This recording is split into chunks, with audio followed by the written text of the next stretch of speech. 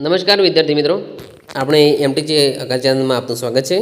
Big breaking ન્યૂઝમાં જોઈએ તો આપણે કોમન એન્ટ્રન્સ ટેસ્ટ એટલે કે CET પરીક્ષાનું પરિણામ 20/2025 રોજ જાહેર થઈ ગયું છે. આ પરીક્ષામાં કેટલા ગુણ હોય તો મેરિટમાં નામ આવે એ પ્રશ્નનું આપણે સોલ્યુશન કરીશું. અહીંયા આપણે જોઈશું કે રાજ્ય પરીક્ષા બોર્ડ ગુજરાત રાજ્ય સેક્ટર 21 ગાંધીનગર દ્વારા કોમન એન્ટ્રન્સ ટેસ્ટ એટલે કે CET 2026 લેવરાણી એમાં અહીંયા આપણે જોઈ શકીએ છીએ કે કઈ સ્કૂલોમાં CET પાસ જે મેરિટમાં નંબર આવે એ કઈ સ્કૂલોમાં પ્રવેશ મળે અથવા કેટલી સ્કોલરશિપ મળે એ જોઈશું. કે જ્ઞાન શક્તિ રેસિડેન્સી સ્કૂલ, જ્ઞાન શક્તિ ટ્રાઇબલ રેસિડેન્સી સ્કૂલ તથા રક્ષા શક્તિ સ્કૂલ ધોરણ 6માં પ્રવેશ આ સ્કૂલોમાં પ્રવેશ મળશે જે મેરિટમાં નામ આવશે. તેમજ મુખ્યમંત્રી જ્ઞાન સેતુ મેરિટ સ્કોલરશિપ યોજના માટે કોમન એન્ટ્રન્સ ટેસ્ટ CET મેરિટના આધારે સ્કોલરશિપ યોજના એટલે કે સ્કોલરશિપ પણ મળે અથવા તો સ્કોલરશિપ મળે. 2025-26થી Gujarat state tribal education society હસ્તકની શાળાઓ એટલે કે એકલવ્ય મોડલ રેસિડેન્સી સ્કૂલ અને સૈનિક શાળામાં આ કોમન એન્ટ્રન્સ ટેસ્ટ CETમાં મેરિટ સમાવેશ થયેલ આદિજાતિ વિદ્યાર્થીઓને ધોરણ 6માં પ્રવેશ આપવામાં આવનાર છે. એટલે કે ધોરણ 6માં જે વિદ્યાર્થીને આ સ્કૂલોમાં પ્રવેશ મળશે. આ માટે કોઈ અલગથી પરીક્ષા લેવામાં આવશે નહીં. તો મિત્રો જે આ CET પાસ કરી એના આધારે મેરિટ બનશે. આ માટે કોઈ ફરીથી અલગથી પરીક્ષા લેવામાં આવશે નહીં. તારીખ 20/2/2026 શુક્રવારના રોજ કોમન એન્ટ્રન્સ ટેસ્ટ એટલે કે CET 2026નું પરિણામ જાહેર કરવામાં આવ્યું છે.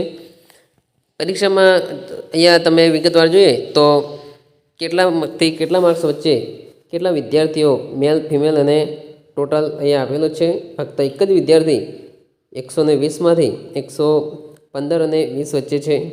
110થી 114 વચ્ચે મેલમાં જોઈએ તો વિદ્યાર્થીઓમાં 4 અને વિદ્યાર્થીઓમાં 3 એટલે કે ટોટલ 7 વિદ્યાર્થી છે. 105થી 109 વચ્ચે 44, 17 એટલે કે ટોટલ 61. મિત્રો 120 માર્કનું પેપર હતું એમાં 100થી ઉપર ટોટલ હોય એવા તમે જોઈ શકો છો કે 100થી 104 એટલે 244 વિદ્યાર્થીઓ છે. ટોટલ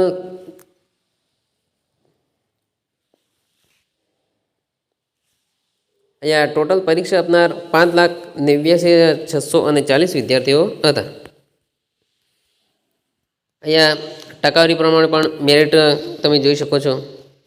નોંધ જોઈએ તો હાલ કામચલાઉ પ્રથમ મેરિટ યાદીમાં 50 કરતાં વધુ ગુણ મેળવનાર વિદ્યાર્થીઓનો સમાવેશ કરવામાં આવશે. એટલે કે જે વિદ્યાર્થી 50 કરતાં વધારે ગુણ મેળવે છે એનો મેરિટમાં સમાવેશ કરવામાં આવશે.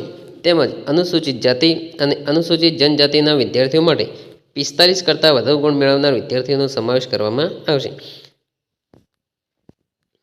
આગળ જોઈએ તો ફાઇનલ મેરિટ યાદી તૈયાર કરવામાં આવશે. પ્રથમ મેરિટ યાદીમાં સમાવેશ થયેલ યોજનાનો લાભ મળશે જ તેવો દાવો કરી શકશે નહીં. તો મિત્રો આપણે જાણીએ છીએ કે સૌપ્રથમ એક કામચલાઉ મેરિટ યાદી બહાર પાડવામાં આવશે અને તેના પછી ફાઇનલ મેરિટ યાદી બહાર પડશે. તો મિત્રો આ તો આપણે CET એક્ઝામ વિશે. Thank you.